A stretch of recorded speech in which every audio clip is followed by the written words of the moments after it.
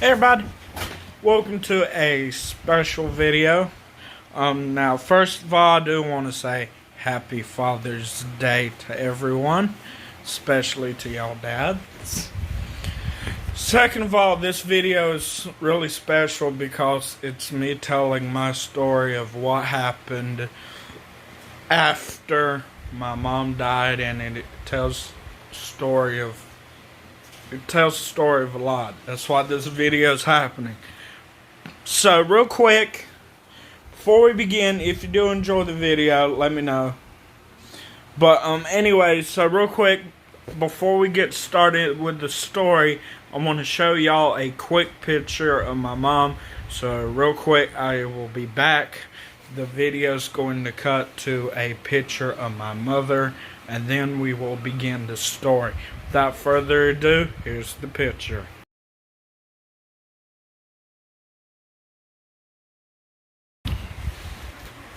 Alright, we're back. Like that picture? That was my mom before she died. Anyways, let's begin. So, mom died October 23rd, 2014. At the time, I was in 10th grade at Fairmont High School. I've graduated now. But this was somewhat the still beginning semester for the 10th grade. And on October 23rd, we were in school. Dad had an appointment in Fayetteville with his doctor.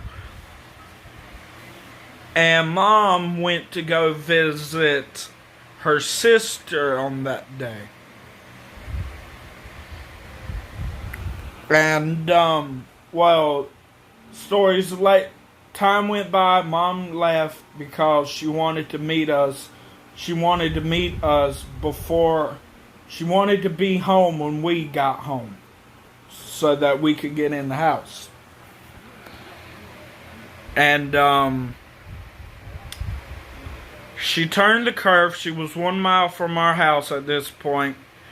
And as she was getting close to our house, this dude, he crossed the center line, or whatever you call it. Well, anyways, he crossed the line and hit my mom head off. He ran off the road, then he came back on and hit her. I mean, he really hit her. She was following the speed limit. He was going a little over the speed limit, and those cars collided. Well, Mom didn't die on impact. As soon as it was over, cops got there, and they told us that before Mom died, she picked her head up off the wheel and said that he crossed the line and hit me head on. I hope I got that last word right. Anyways, so Dad came home. We were already home. Went to go get Burger King. Came back. Mom still wasn't home. We found that suspicious. We didn't know what was going on. And what made me worry before was on our bus, we had to pull over because a cop and an ambulance went by, and that got me worried because they were going straight in the direction of this house, and that made me worried because I thought something had happened to one of my parents. I didn't know at the time.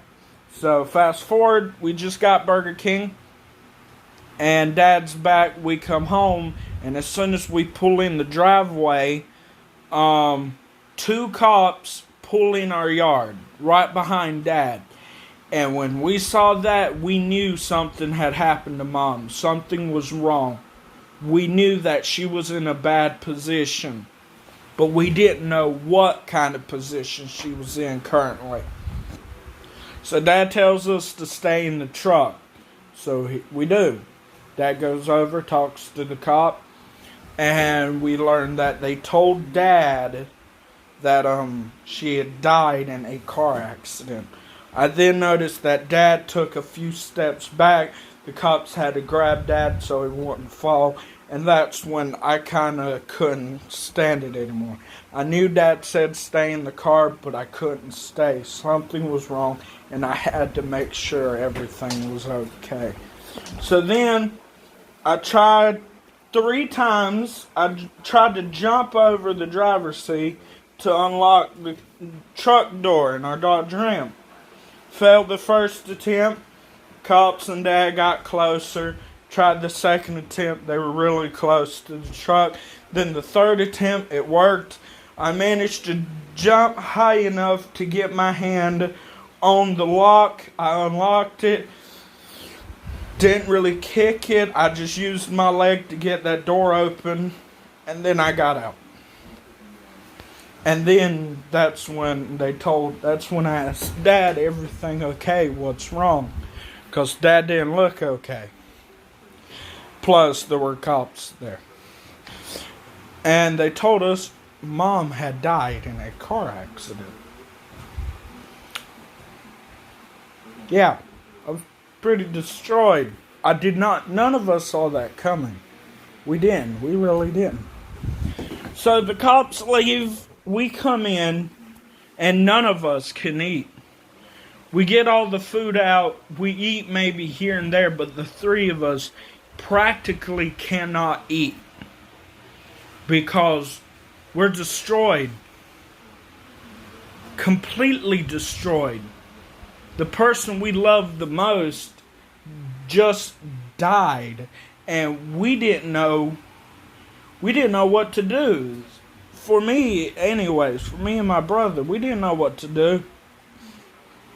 Parents, I've never lost a parent before until now, back in 2014. And so, before that night was over, I remembered we had cried. We cried a lot here and there. But I went into my room at the time, which I'm in right now, and I grabbed my phone, and I just automatically text one of my closest friends, Jaden. I text him, I say, hey. I didn't say hey in the text. I just said, my mom just died. And then that was it. That's all I said. So then, as I'm starting to walk out of my room because I'm destroyed, I don't know what to do. So then I hear my phone ringing. I turn around, I see Jaden's call. I was so depressed because, well, at this point in my life, I was depressed for almost my whole life at this point. But then when Mom died, that made everything worse, my depression anyways. So Jaden called. I saw the call, but I was just so depressed, so sad, I did not answer the phone. I just let it ring. And so few minutes went by, and we hear a doorbell. Jaden had him and his mom came by the door to ask us what had happened and if we were okay. Well, we weren't okay. I had just lost the person that meant the most to me. And so Dad talked to them, and I get on the floor in the hallway, I lay on my back, and I scream and holler because I just could not, the thought of my mom being dead, I couldn't handle it. So I did that. A few days went by, and we went to Floyd's funeral home to set up everything we needed for Mom's funeral. And some of the things my mom wanted when she had died was she wanted to be buried next to her dad anyways. Plus she wanted Rhonda to sing Amazing Grace at her funeral because Amazing Grace was one of my mom's favorite songs. So we go to Floyd's funeral homes, we answer all their questions, we tell them what we know. rest of that, after that, the next day, the guy comes over, hands us the white wreath. He sets it up, all that stuff, and then the funeral stuff begins. And I'm still destroyed, man. And at this point, Dad was very upset, and the three of us were. We wanted the guy to pay for what he did to Mom. And yeah, we were sad, and at this point we were not only depressed and sad, we were angry as well. So moments go by, and so time goes by, and and then one day, someone pulls up in the driveway. We still haven't gotten to the part of the final step in the funeral, where it's the burial day. Anyway, so someone comes up, because I remember at Floyd's funeral home when we were setting it all up, they told us we needed a pastor. And I'm going to try and remember this bit right here, because I get this bit confused a lot. But if I'm not mistaken, Rhonda had told Dad that she would suggest having Pastor Tim preach our mom's funeral. So we didn't know any other pastors, so when they asked us, who would you like to preach the funeral? So Dad used the suggestion that Rhonda had given us. So we said Pastor Tim Williford. So that was the end of the funeral. I think 2 or a day went by, and then a car pulls up into our driveway. And at this point, I hadn't met Pastor Tim at this point. Never met him, never knew him. We just used the suggestion that Rhonda suggested Pastor Tim, and we went with him. But none of us knew him at this point. So this would be the very first time I'd ever meet Pastor Tim. So Pastor Tim drove up in our driveway. Gets out, me and Matthew go outside to see who it is, because, well, blah, blah, blah. Anyway, so Pastor Matt gets out, he asks, sorry, I had to pick something up. He asks us, where's your father? I don't really remember the conversation we had after he said that, but I know after that, we walked Pastor Tim inside our house. I think we did, I don't know. All I know is that he talked with Dad, and that would be our first interaction. He left. Then came funeral day. My older sister, me, people were there, family. And so Rhonda got up. She sung Amazing Grace. Mom had been she had been placed where she wanted to be, next to her dad. That's what happened. Then Pastor Tim got up and he preached, which was awesome. He did a good job. And so time go by. After that, we were all majorly depressed, destroyed, and we felt hopeless at this point. So then, after that, we got a few suggestions to go to church here and there.